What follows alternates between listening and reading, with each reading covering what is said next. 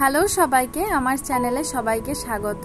চলো আজকে তোমাদের সাথে শেয়ার করব ভেতরটা সফট আর ওপরটা ক্রিস্পি চিকেন পকোড়া। তো যা যা দিয়ে ম্যারিনেট করব সেগুলো আমি প্রথমে নিয়েছি।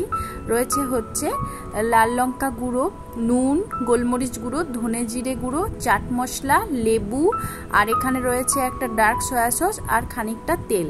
তো এইগুলো প্রথমে আমি ভালো করে চিকেনের মধ্যে মিক্স করে দিলাম। এবার আমি ঢাকনা দিয়ে কিছুক্ষণ রেখে দেব। তার কিছুক্ষণ পর আদা, রসুন আর খানিকটা লঙ্কা একটু পেস্ট করে নিয়ে এইবার ভালো করে আবার ম্যারিনেট করব। ম্যারিনেশনটা খুব জরুরি, আর ম্যারিনেট করে যদি ওভারনাইট ফ্রিজে রেখে দেওয়া যায় তারপরের দিন যদি করা হয় সেটা আরও ভালো লাগে। তো আমি সকালে করেছিলাম আর বিকেল দিকে বানিয়েছিলাম। এবার ঢাকা দিয়ে রেখে দিলাম। এর সাথে আমি একটা গ্রিন চাটনি বানাই, তো সেটাও শেয়ার করব তোমাদের সাথে। গ্রিন চাটনির জন্য আমি নিয়েছি ধনেপাতা, তারপর নিয়েছি হচ্ছে একটু আদা, রসুন, বিট লবণ, একটুখানি চিনি, একটু দই আর লেবু আর লঙ্কা। তো এইগুলো আমি ভালো করে পেস্ট করে নেব।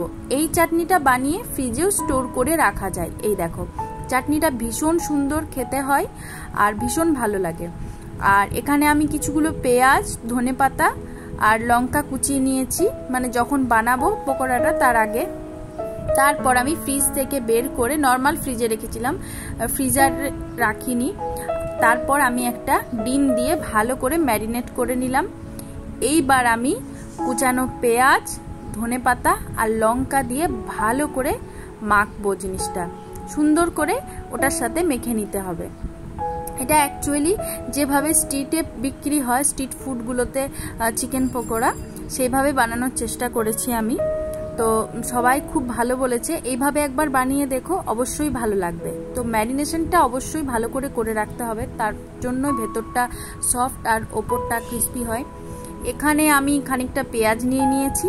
পেঁয়াজের মধ্যে মানে স্যালাড হিসাবে খাওয়ার জন্য, শসা আমার বর পছন্দ করে না তার জন্য নিইনি। তার ওপর আমি একটু লেবু নিংড়ে নিলাম, আর তার সাথে একটু নুন, একটু গোলমরিচ, একটু লাল লঙ্কা গুঁড়ো এসব দিয়েছি। এইভাবে পেঁয়াজ নিয়ে খেলে ভীষণ ভালো লাগে আর টেস্টিও লাগে। লাস্টে একটু লেবু নিংড়ে নিলাম।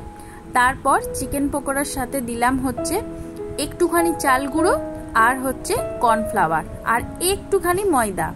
হ্যাঁ, অনেকে বেসন দেয়, আমি বেসনটা দিই না। তো এবার কড়াইয়ে তেল বসিয়ে, তেল একদম যখন গরম হয়ে যাবে তখন পকোড়াগুলো আস্তে আস্তে ফেলে দিতে হবে।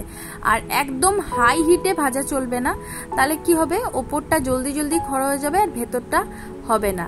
তো মানে মিডিয়াম টু হাই রাখতে হবে, একটা মানে খুব ধোয়া ওঠা আঁচ যেন না হয়।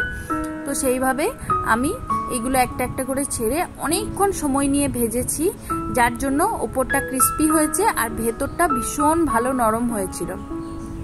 তো আমি হয়তো তখন সেই মুহূর্তে বরের বা শাশুড়ি মায়ের রিভিউ নিতে ভুলে গেছিলাম, কিন্তু বিশ্বাস করো ভীষণ সুন্দর হয়েছিল।